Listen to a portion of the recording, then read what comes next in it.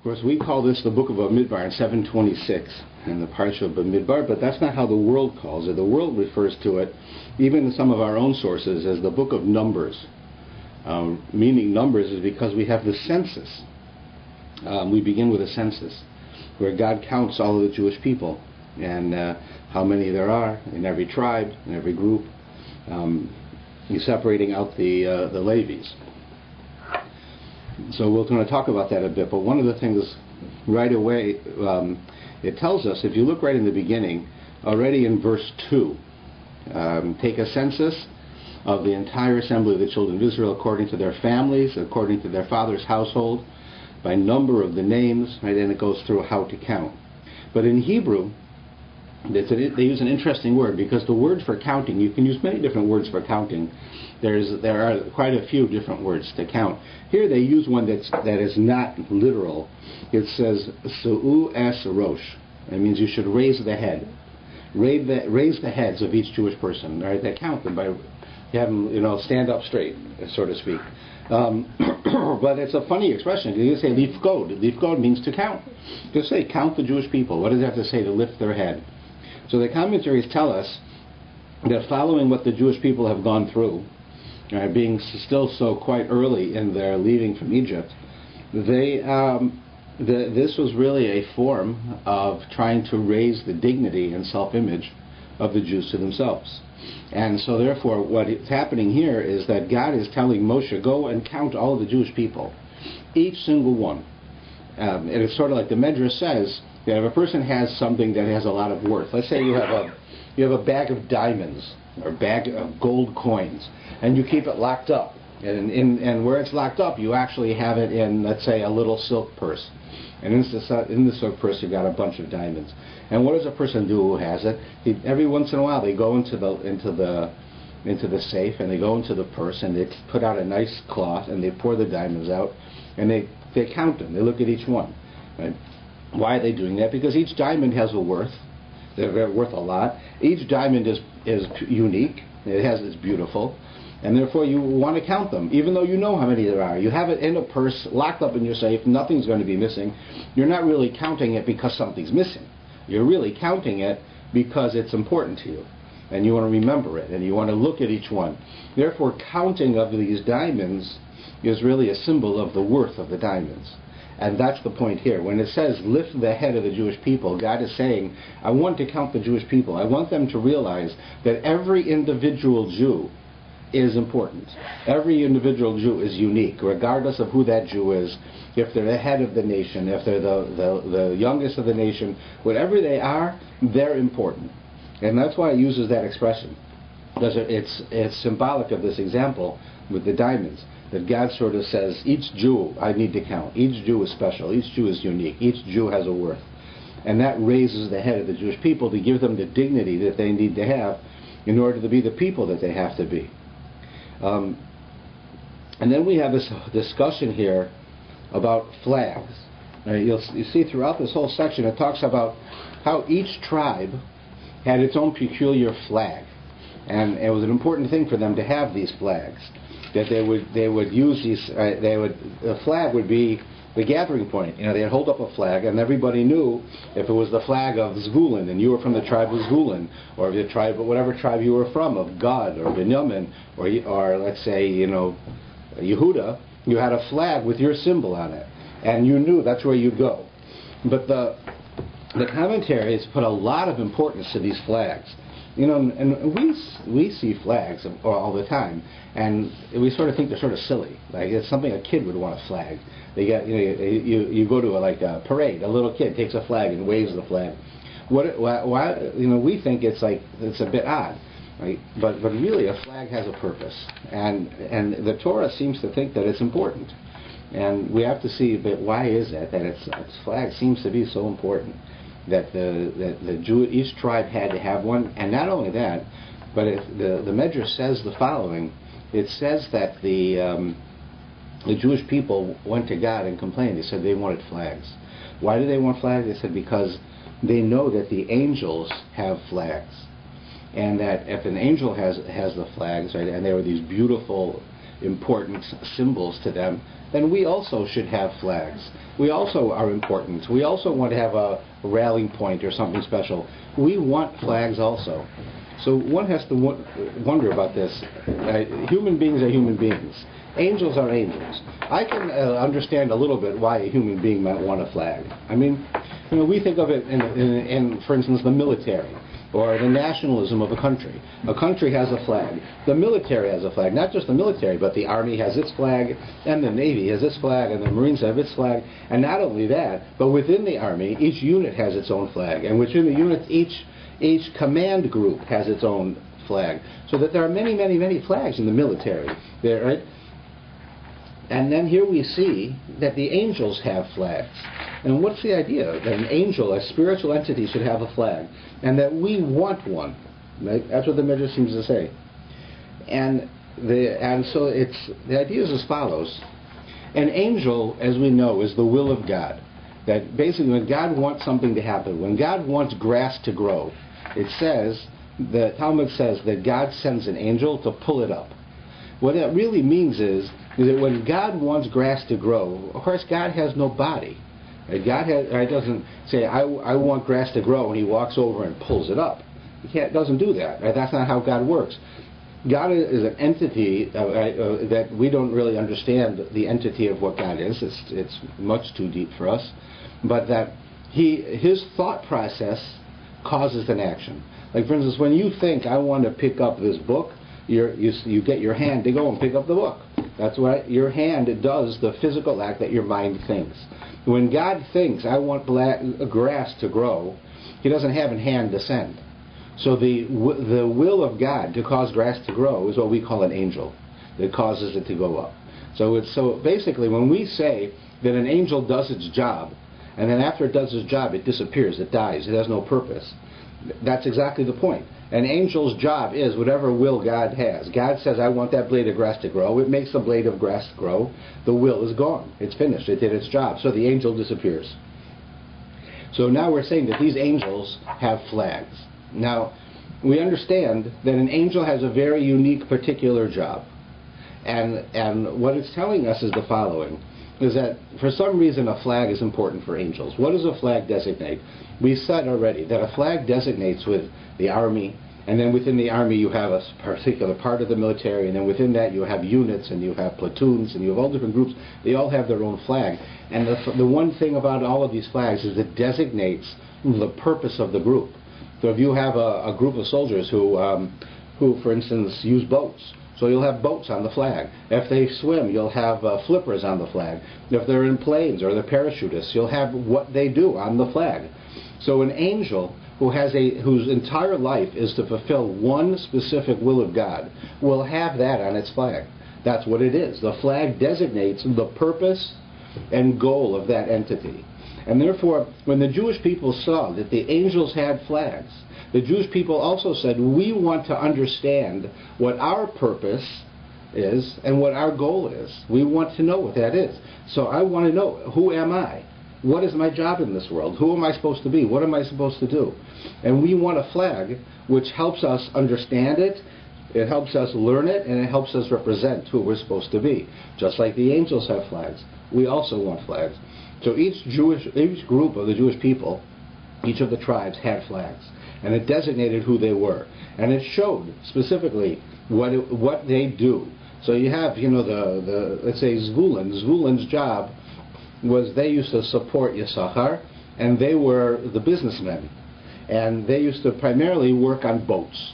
That's how they did business back then, right? They did trade on boats. You had, spices were cheap here, and people needed spices there, so you loaded up your boat, you brought it over there, and you sold it, right? That's what they did.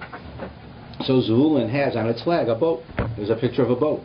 And it lets you know that. So then the Jewish people are saying that each one of us wants a flag. We want to know what our job is. We want to understand who we are. We want a better understanding, and we want to use that flag as a way of representing who we are to keep us focused. And then it became very logical that the Jewish people considered a flag a sign of importance.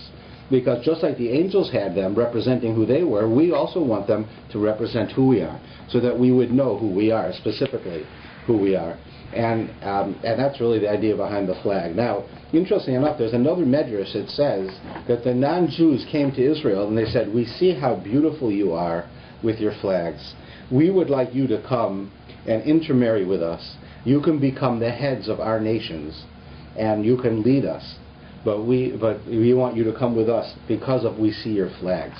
And everyone wonders, what is it that the non-Jews understand about these flags that they want the Jews to come and become a part of their nation? Like you can imagine that the Moabites, you can call them the French if you want. The French come to the Jewish people and they say, we see your beautiful flags. Could you come and intermarry with our people and become the prime minister of our country and help lead us? Why would the flag cause them to do that? So the idea is as follows. As we said, that every group, every nation has a flag. And you know that each nation that has a flag, it sort of, while on the one side it shows the identity of those people, it shows certain things that the country wants to show the world. Like the United States has a flag with 50 stars. One represents each state. And the stripes represent the original colonies. And the way it was made represents the freedom that they give to everybody. So, and right, the Canadian one has the maple leaf, which represents the tree, the maple leaf tree. And the colors have representation. And the Israeli, every flag has meaning for what it is. And the non-Jews saw the Jews with their flags. Now the flags cause nationalism. And nationalism is not necessarily good. Nationalism is a desire that my country is the best. My country is the best. On the one hand, it makes you proud. You see your flag, it makes you feel proud.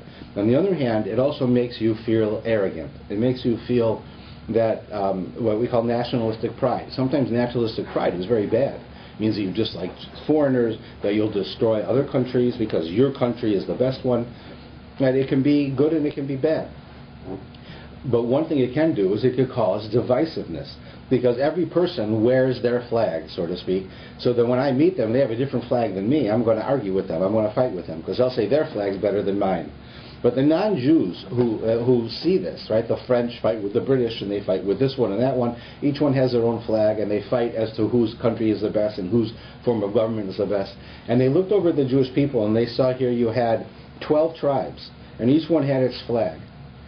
And yet they weren't fighting. They were all one unit known as the Jewish people. And rather than having 12 fighting groups, each saying which one is the best based on their flag, they said, no, we all have our own identity, but we're all also unified. We're also one. And the non-Jews saw that, and they said, the Jewish people have been able to get past this nationalism. They've been able to get past this idea that we are the only ones who are worthwhile. We are the best, right? Everybody else is second rate. They got past that. And they're all getting along with each other. We also should be able to do that. But we need the Jews to lead us. And that's what it was. So the message that they were saying is that the Jewish people cause peace in the world. And we want you to come because you represent peace. Your ability to live together, to cohabitate with the other tribes and not fight, even with your flags, shows us that you can live in a world with peace. So we want you to come into our country and become a part of us and lead us so that we also should have peace. So that's the significance of that medrash. Now, one of the things we see when they do the counting here of the the various tribes and of the people and how many there are, and it goes through it, right? Now, their count for the tribe of Yisachar is 54,400, right?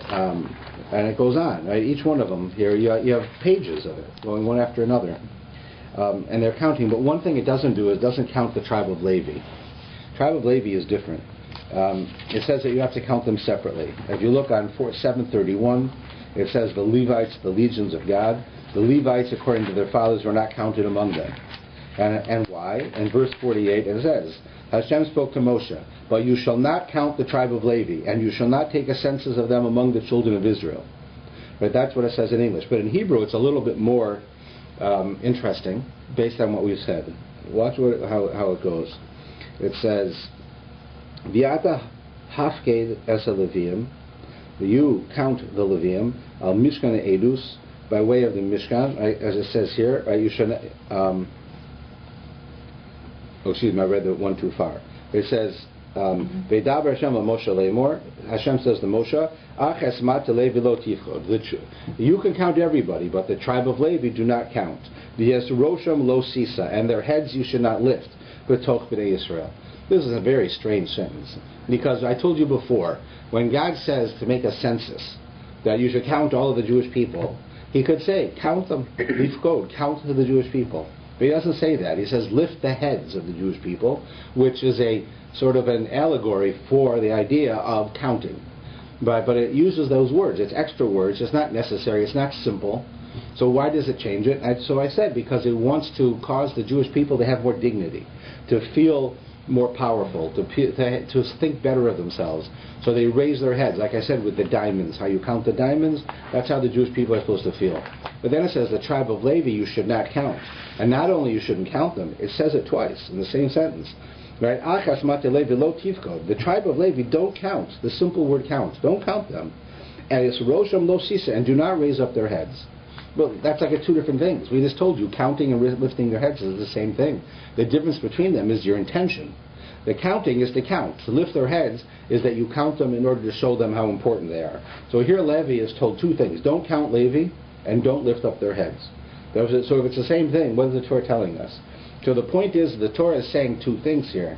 One thing is, don't count Levi among the other Jewish people. They are a unique society. They're separate. They're different. They have a different job. But don't raise their heads. Now, why would you not want to raise their head? Since the purpose of raising the head of Levi, as we said earlier, was so that the people, or the head of anyone, lifting the head of anyone, is so that the people should feel more dignity. They should feel more self-worth. They should feel more, of who they really are. They shouldn't feel like ex-slaves. They should feel powerful people.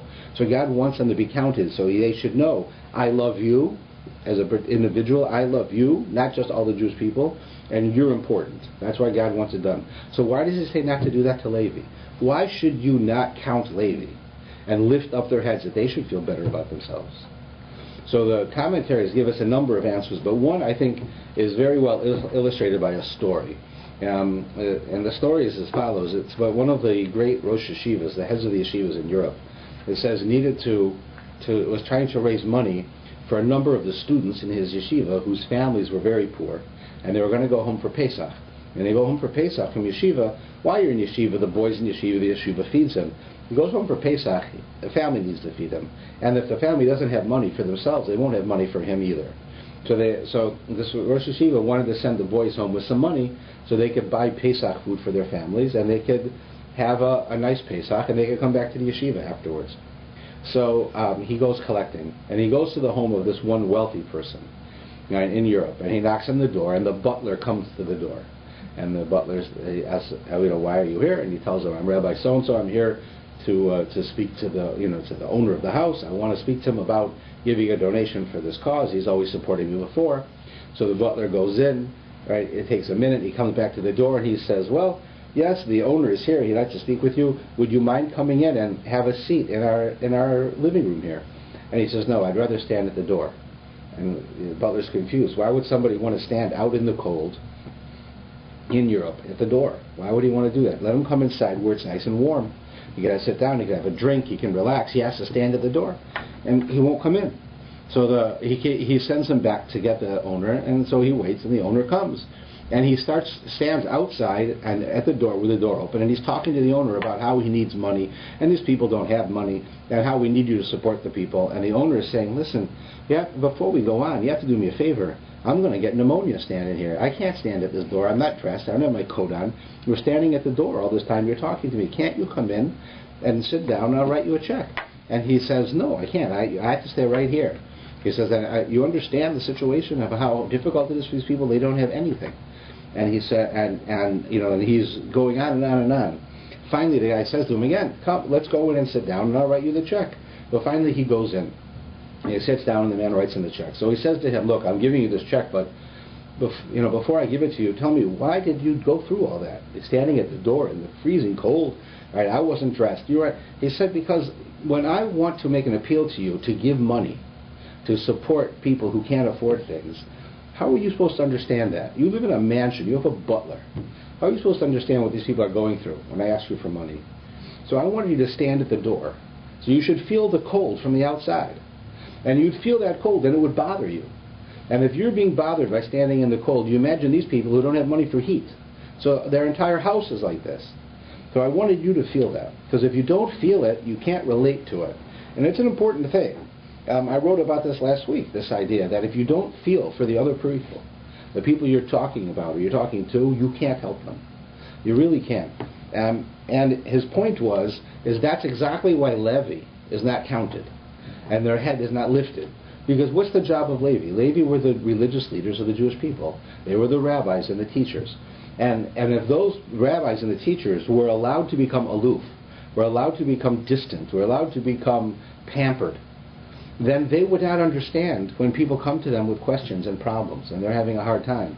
So God says, don't lift up their heads. The rest of the Jewish people need more dignity. But these people, they don't need more dignity. They need to be of the people. They need to be regular people. They have to be special on the inside. They work on themselves. They become holy. They want to be special people. But they should not have their heads lifted, because then they won't understand when somebody comes to them with problems. And I spoke about this in my letter that I send out every week to the community last week. The idea is that I had a discussion with a doctor recently where the doctor was telling me that the way that you counsel, the way that I counsel, he said, is not so good.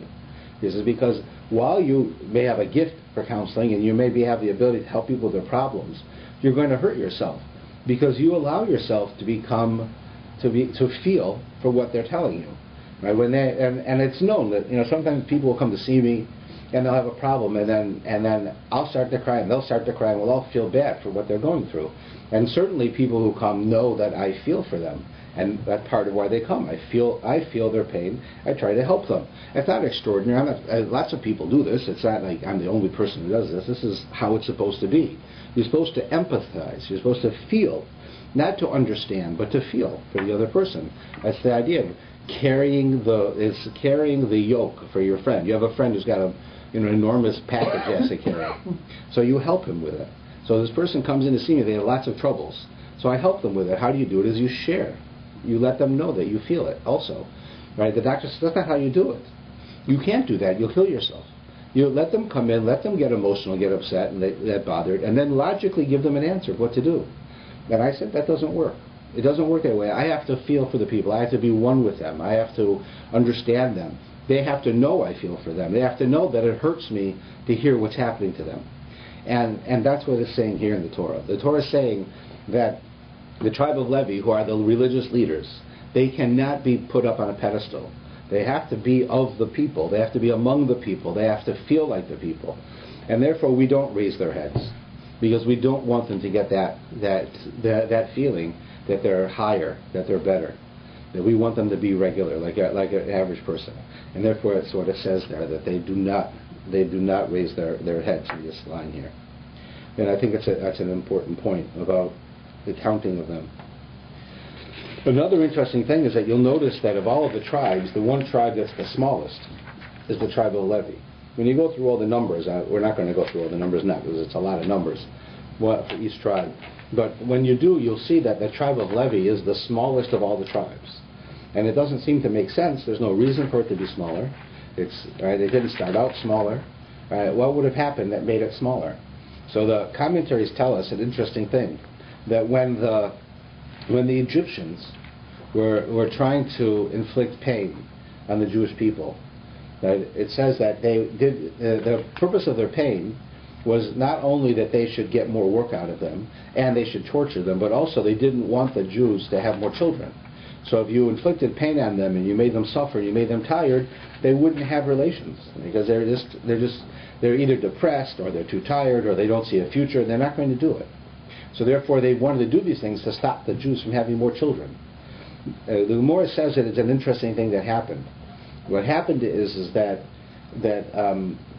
it says because the Jews became so afraid of the Egyptians, of how they were being treated, it says that the women who became very afraid, and it caused them to stop menstruating.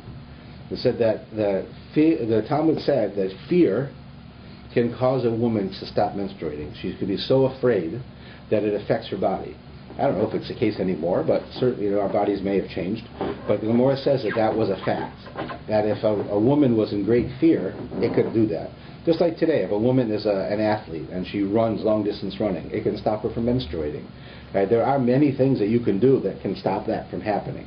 And one of them, it says in the Talmud, is fear. So here you imagine the Egyptians inflicted all of this anxiety and fear and pain on the Jewish people with the intent of squashing them, that they should be less. And because of the fact that they went and they caused the women to be afraid and they stopped menstruating, so then the men and the women had relations more often, not less often, because you can't have relations when she's menstruating according to Jewish law. And therefore they had more children. They were blessed because of the pain that they went through. They were blessed with more children. However, the tribe of Levi were not slaves. Right? The Jewish people as a whole were slaves, but the tribe of Levi were not put and did not have pain inflicted on them to the same extent. They were like the Egyptians considered them like the priests to the Jewish people, and therefore while they were in captivity, they weren't slaves in the same way. Since they didn't have that, they didn't receive the blessing from God that they would have more children, and therefore the tribe of Levi was actually smaller. So while the goal of the Egyptians was to lessen the Jewish people, it actually increased the Jewish people. And because Levi wasn't a part of that, they weren't increased. So they were the size that normally a tribe should be. And then later they found that everybody else was more because of what was inflicted upon them. Okay, then one of the things that, as I mentioned, the banners, the flags. So the one about Zebulun, as I said, has a boat on it, because Zebulun were the businessmen, and their job was to go and to do trade, right, with boats. Now we know that Zebulun's real purpose of what they did was that they not only were businessmen, but they made a deal with their brother Yisachar. Yisachar was known as a scholar, right, and his offspring were the scholars among the Jewish people.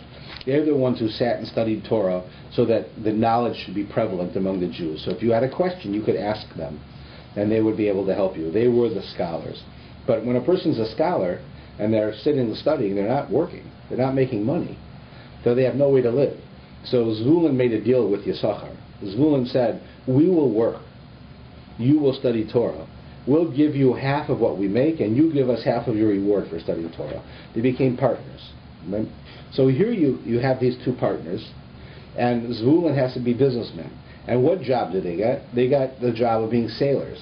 Now, I don't know about you, but if I wanted to pick a job for somebody who was a righteous person, who's giving away half of their money to charity, who's trying to help other people, I don't think I would make them sailors. Sailors do not make a lot of money. Sailors do not have a great job. Now, imagine a sailor is married. He goes away for 6 months. He doesn't see his wife for 6 months. He doesn't see his family for 6 months. He's right. It's a very difficult job, especially in those days. So why would we make it that God would make it that would be the case?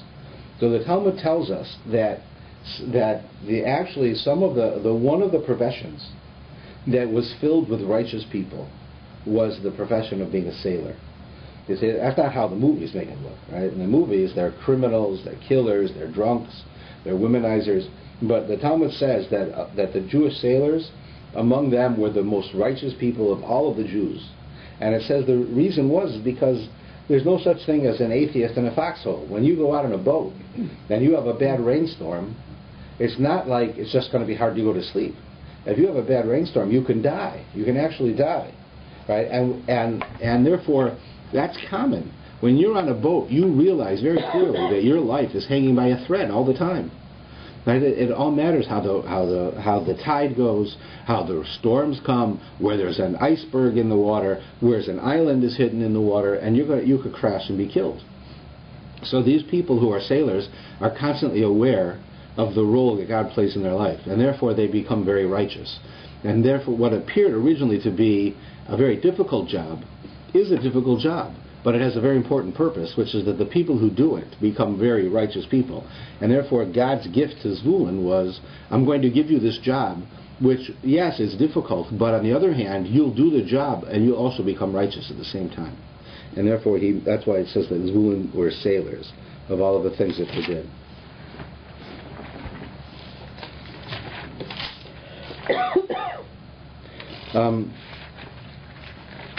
On page 739, it says here about counting the Levites.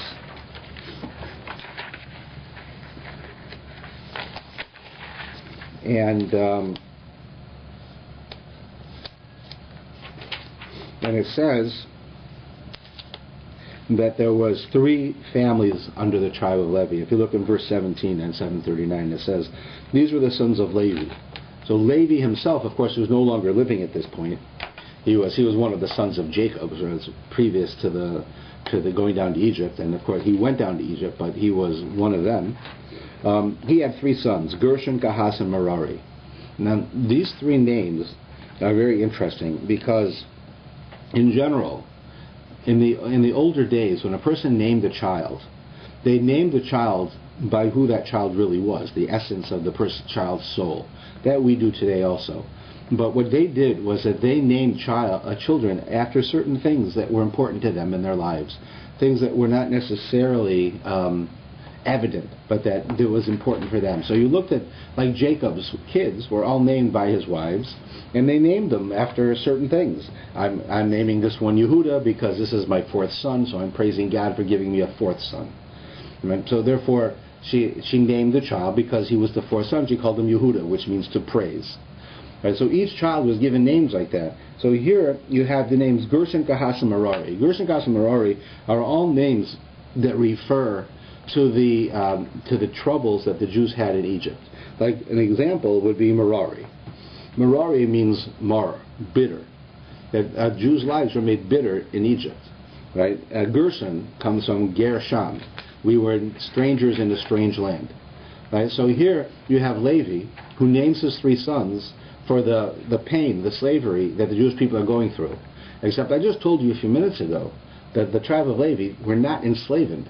While they were living there, and they were forced to stay there, they were imprisoned, so to speak, they were not forced to go out to work every day like slaves.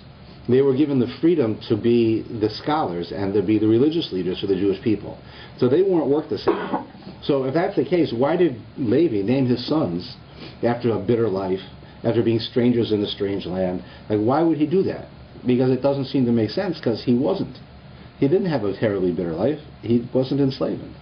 And the answer to this question shows you one of the reasons why Levi was the one who was picked to be who he was, to be the one who led the spiritual life. And that was because Levi understood that even though I and my children are not living with the pain that the other Jews are, we feel the pain of the other Jews. The other Jews have a bitter life, so I name my child after the bitter life they have. The other Jews feel like strangers in a strange land, so I name my child after that. Because I want that I should always remember this, and my children should always remember this, how we're more fortunate, but that we feel the pain. We carry the burden of our brothers. And therefore he named them that way. And that was why it was so appropriate. And this goes back to what I said earlier about having empathy, feeling the pain of the person who comes to you. That is an extremely important aspect of how a Jew helps another Jew, is that we feel that pain. If I do nothing else but let somebody come to my office and talk to me about what's going on in their life, and I do absolutely nothing to help them, if I can or I can't. Sometimes I can't do anything. But let's say I could and I still do nothing, the person will still feel better when they leave. Because they'll have unburdened themselves, they've expressed themselves, they know that what they say to me in private stays in private. Like, my wife doesn't know who comes, the person's spouse doesn't know that they're coming, it's between me and that person. Right? We have a private conversation, nobody knows, and very often nobody even knows that they came to see me. So that's why I'm up here all by myself. People don't know. But the point is that not only that, but they know that I will feel what they're saying. I'll feel it. And because of that, they feel better. Not because they want me to feel bad, but they know that somebody understands them, that their feelings are real, that the pain they're going through is legitimate. It's not made up. It's not nothing. And therefore they feel better. That's what Levi was saying. My tribe are going to be the leaders, the religious leaders, the counselors, the people that other people go to. You have to feel the pain of the other people. So he actually named his son Bitter Life, so that you should remember the bitter life that your brothers and sisters are having while you're not having it. Right? That's the point here. And that's why they do that.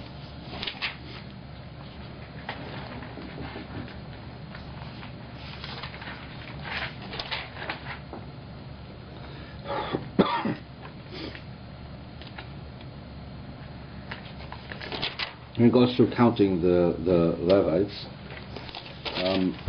There is a couple of other differences that are interesting.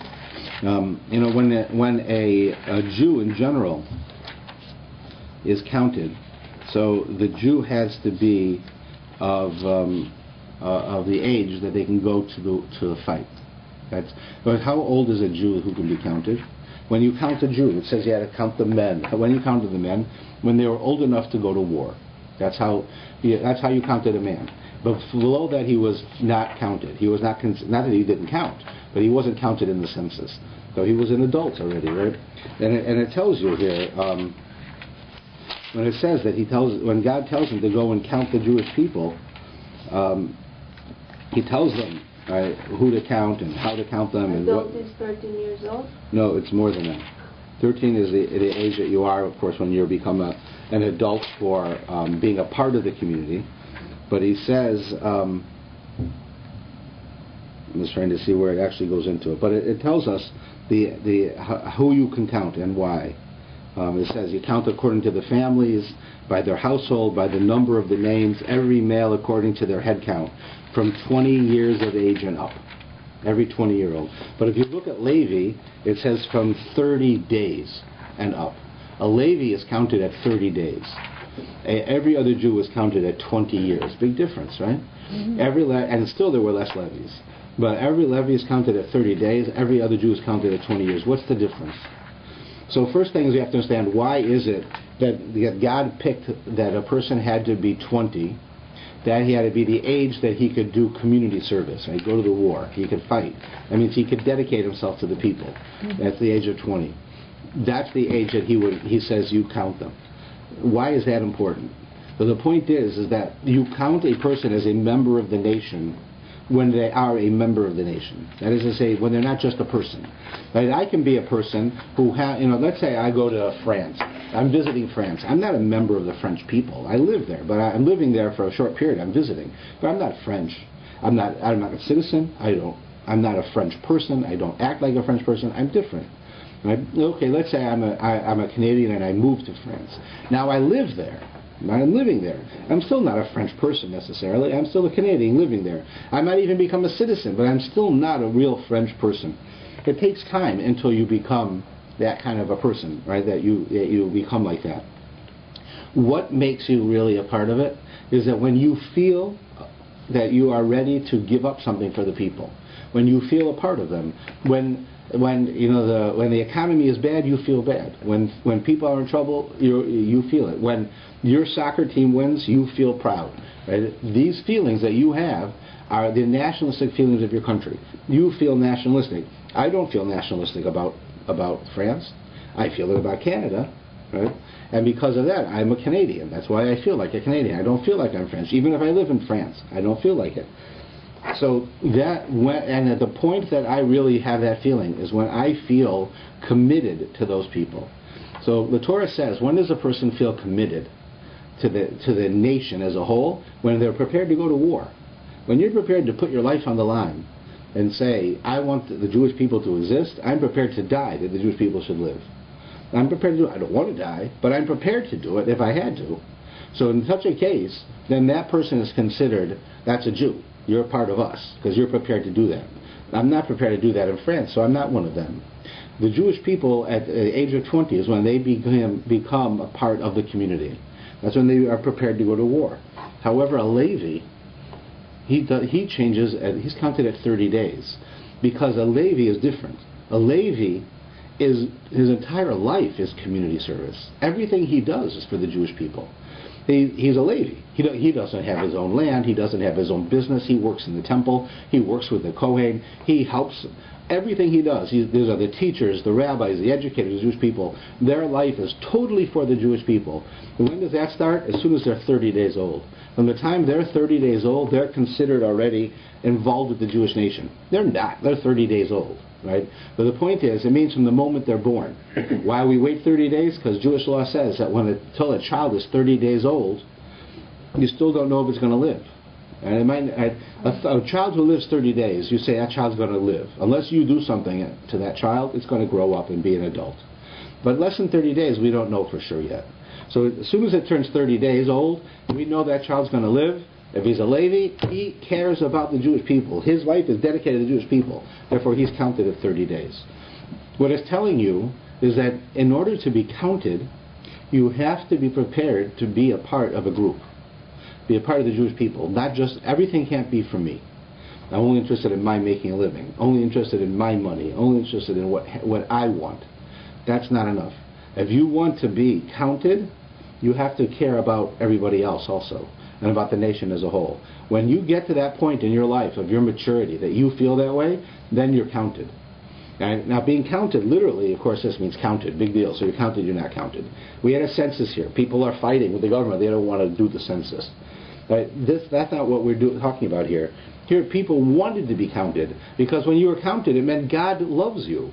God treats you like a diamond. He treats you special. He wants to count you, specifically. But you can only be worthy of counting when you feel a part of the nation. And that was the point there, why it says that. Just another aspect.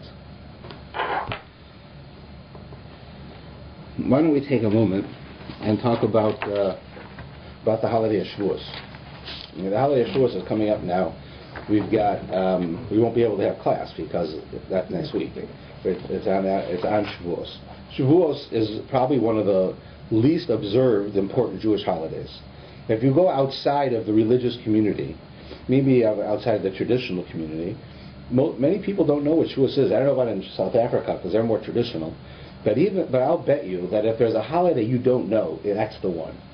Because Passover, everybody knows Passover, right? And who doesn't know Passover? The matzah and all the food and other stuff to do. Sukkot, maybe you never kept it, but you know about a lulav and an esrog sitting in a sukkah. Everyone knows about lighting Hanukkah candles. Everybody knows you have to go to the synagogue on Rosh Hashanah and Yom Kippur. You might not do it all, but you know about it. But the holiday of Shavuos, which is considered one of the 3 most important holidays in the Jewish life, many people never heard of it. Not only is that wild to imagine, but the purpose of the holiday of Shavuos is that we celebrate the receiving of the Torah, which makes us who we are. So you'd say of all of the holidays, all right, so forget Sukkot. Forget that one. All right, that celebrates, the joy of the new year. It celebrates the harvest that we bring in, our dedication to God, our ability to give up the physical world. But Shavuos is giving of the Torah. That's important. But yet everybody forgets it. So one of the reasons the commentaries tell us is a very interesting point, and this argues with a lot of what liberal Judaism says. But it says a very important point. And the point is that it is found in the Rambam. The Rambam says that if you want that something should be remembered, you have to tie a physical action to that thing. What does that mean? For instance, if I want that you should remember the going out of Egypt. So I'm going to tell you, you want to remember the going out of Egypt? You have to eat matzah. You're going to remember to eat matzah. And when you remember, you'll then remember the going out of Egypt. So if I tell you, I want you to remember how you have to dedicate yourself to God, so you have to go sit in a sukkah. I want you to celebrate Yom Kippur, so you can't eat. Well, all of these holidays have physical actions tied into them. The holiday of Shavuos doesn't. There's no mitzvah on Shavuos. There's no matzah to eat. There's no sukkah to sit in. There's no lulav to shake. There's no fasting. There's no shofar to blow. Shavuos is a holiday celebrating the giving of the Torah, but there's no action. What do we do on Shavuos? We stay up all night, one night, and learn Torah, and we eat cheesecake. Neither of those are required. Those are customs. Those aren't laws. As much as I would wish that eating cheesecake is a law, it's not. Right? But too bad it's not one of the mitzvahs, because I do that one well. But that's how it goes. But the reality is that holiday of Shavuos is one of the, because it doesn't have an action, it is forgotten by so many people. And it teaches us a very important point, that the action that a mitzvah does is what causes you to do the mitzvah. It causes you to remember it. Right? That's so very, very important. That in every generation, people keep the holiday of Passover because you eat matzah, because you drink 4 glasses of wine, because you sit at a Seder table. That's why, of one of the most popular holidays, it's the most difficult one. Everybody loves Passover. Everybody celebrates Passover one way or another. And yet it's the most difficult one. Shavuos, which is the simplest one, it has nothing that you have to do. so many people forget, and that's because the action is extremely important. In fact, the word in the Torah for Shavuos is not Shavuos. Shavuos just means weeks. That's what it means. And the reason we call it weeks is because there's 7 weeks from Pesach till Shavuos. And we count those days. We call it Sphira. We count the days. So you're counting 7 weeks, so the holiday is called weeks. But in the Torah, it calls the holiday Atzeret. And Atzeret comes from the root word to stop, Otzer. Right? It's stop. And that's and why? Because you stop from your regular life. You go to work every day, you drive, you do all this stuff. Today you're going to stop. It's a holiday. But the only thing you have to do on the holiday of Shavuos is stop. That's it. That's all you have to do. So that means that there is no special action. And the idea is that one realizes from here the importance of mitzvahs and how mitzvahs really are the tool that causes us to have tradition. Now, the fact that you remember anything Jewish is because of the mitzvahs that we do. Any of us are that way. Every generation, we remember it. Right? Our parents handed it down to us. We remember sitting at a Seder table with our father, with our grandfather. Then our father remembers with his father and his grandfather, and it goes all the way back. Right? On Shavuos, you don't have that, so many people forgot it. But Shavuos is significant in that that's the day that the Torah was given. Now, if you notice that in our prayers, it doesn't say that it's the day that Torah was given. It says that it's the day that the Torah is given, not was given. It's called Matan Torah, which is present tense. It should have been past tense. He gave the Torah. God gave the Torah on this day, and as He did, He gave it the Torah right, on this day. But it doesn't say that. It says He gives the Torah. And it's an important difference, because our understanding is that God gave the Torah to us way back 3,300 years ago, but He still gives us the Torah every single year. The Jewish people received the Torah 3,300 years ago, but you and I receive the Torah every year that we're alive. Every year in the holiday of Shavuos, we have a spiritual force put into the air, which we can tie ourselves into, we can connect to, become one with. That force is the receiving of the Torah. So that each one of us has the ability to learn more Torah, to understand more Torah, to become one with Torah, because on the holiday of Shavuos, God gives it to us. Not that He gave it to us. This is understood because of the very large difference between our understanding of time and the non-Jews' understanding of time. See, the non-Jews in general look at time like a timeline. A timeline is like a line, right? And so here you have the beginning, and here you have today, and here you have the future. But as you're going through this timeline, what happened yesterday is gone, because you're on a line, right? What happens tomorrow isn't here yet, right? You only know the moment you're in. Jews don't believe in time that way. That's like a line. We look at it like a circle, and that there are circles on top of circles. So every year is a circle, and the next year is a circle on top of that circle, and the next year is a circle on top of that. So all of this 5,700 circles that we have are all on top of each other. But what it means is that if they're all on top of each other, they're exactly the same, whereas each one is a year. That means that when I get to the day of Shavuos, so then I'm in a different year, but it's the exact same day that the Torah was given. So I don't believe that the holiday of Shavuos it remembers the giving of the Torah. For instance, July 1st is Canada Day. What is that? We remember the day Canada became a country.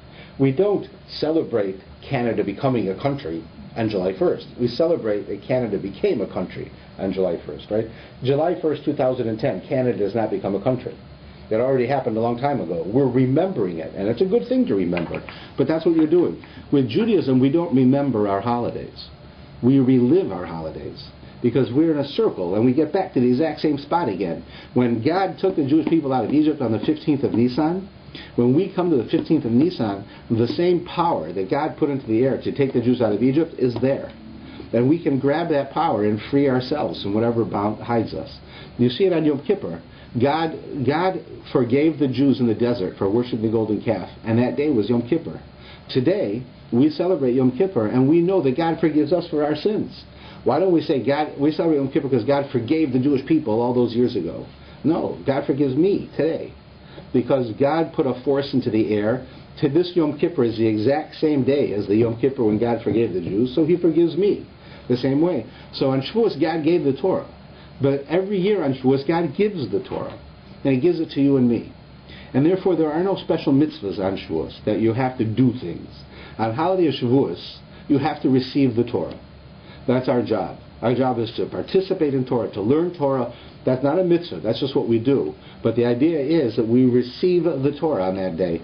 We look into ourselves and we realize the significance, the importance, the fundamental necessity of our coming to the realization of how primal and how central Torah is to our lives. When we come to that realization, we have fulfilled the idea of Shavuos. And that's why so many people forget it. Because this is a holiday without the action. It has a lot of work. Because you have to think about it. You have to concentrate on it. You have to commit to it. By doing so, you can grab that spiritual force that God puts in the air. And then you're able yourself to be able to become sort of one with what Shavuos really is. And it's a whole radical and different idea of how we look at the holidays than how the rest of the world looks at holidays. And everyone else sees it so differently. But we relive our holidays. On every holiday, we do the same thing again. We relive it. And that's really what's so amazingly significant with each one of them. And the holiday of Shavuos is like that. Even Shabbos is like that. Shabbos is a reliving of the seventh day of creation. God rested, we rest. Right? It's not because we remember God resting. It's because we rest because it is the day itself. It is that same Sabbath that we go back to. Yom Kippur is the same Yom Kippur. Rosh Hashanah is the same Yom Kippur. Rosh Hashanah Pesach is the same Pesach. And Shavuos is the same Shavuos. Yes? Is there a reason why Shavuos is just like 2 days and Sukkot is a week and Pesach is a week? Like, is there any reason it's short like sure. that? There are many similarities between them. But actually, if you look in the Torah, in most cases, holidays are 1 day. When we live outside of Israel, we add a day because of the calendar. But really, the holiday of Shavuos is supposed to be 1 day. Right? We just keep 2. The holiday of Pesach, you really have 1 Seder. We keep 2. Right? All of the holidays really have 1 significant day. And then you have this sort of semi-holiday called Chol HaMoed. And then usually you have another holiday. We say that Shavuos is to Passover, like Shmini Atzeres is to Sukkot. If you notice that Shmini Atzeres is also called Atzeret, to stop, and Shavuos is called Atzeret, to stop. Sukkot begins with a holiday, and then you have this time in between that's sort of special, and then it ends with Shmini Atzeres. Pesach is the holiday, and you have this time called Sfira that's sort of special, and it ends with Shavuos. So there's similarities between them. But the real reason that the one is 7 days, one is 2 days, or 1 day and 7 days, is because that's the way God set it up. There are certain celebrations that are necessities in order to have these longer periods. But the basic idea is that every one of the holidays have a specific significance on particular day. The 15th day of Nisan, the first day of Pesach, when we came out of Egypt. We celebrate Pesach longer, but it's really symbolic of that day. The first day of Sukkot is the day that the Jews went to the Beis Hamikdash. Right? It's not throughout the whole time. That's the holiday. And the first day of Shavuos is when the Torah was given. So there's a relationship that way. I have a few questions. Is Shavuot and Kabbalat Torah is the 2 separate things? No, it's the same thing.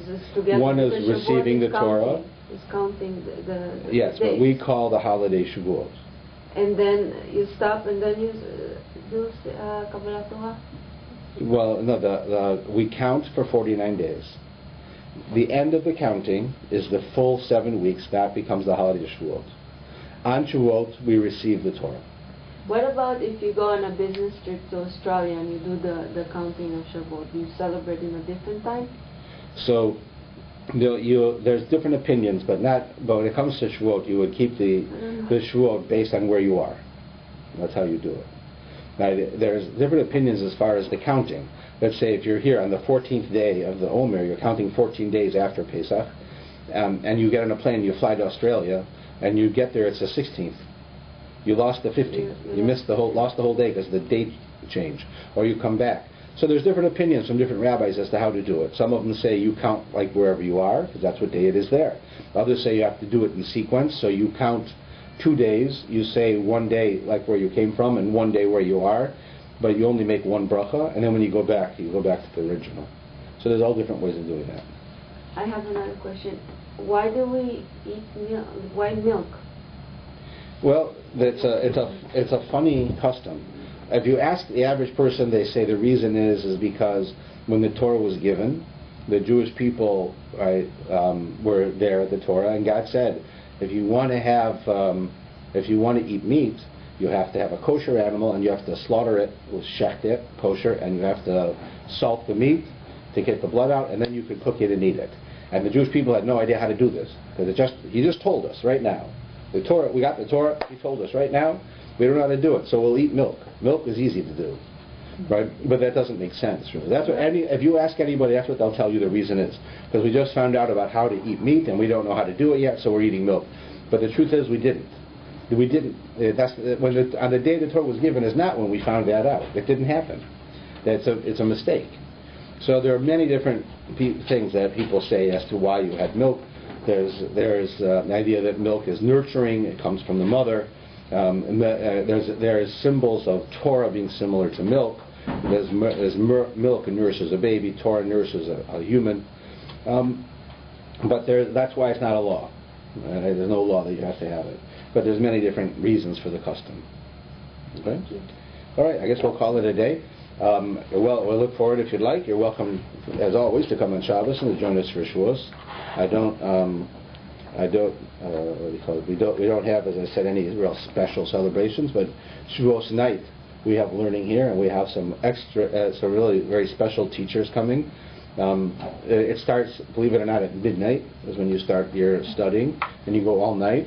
So we often will have people who will come for part of the night. Some people come all night, but some people, what we do here is that from 12 to 1 we have a class, 1 to 2 we have a class, then at 2 o'clock we have it's more than a kiddush, but it's less than a dinner. We have lasagna and salad, and we bring at 2 in the morning. At that point, the people come and they'll have something to eat, and then a lot of people will go home. They did it. Now it's 2 o'clock in the morning, I'll go to sleep. But lots of us do stay up. In fact, we have a larger minyan at 4:30 in the morning.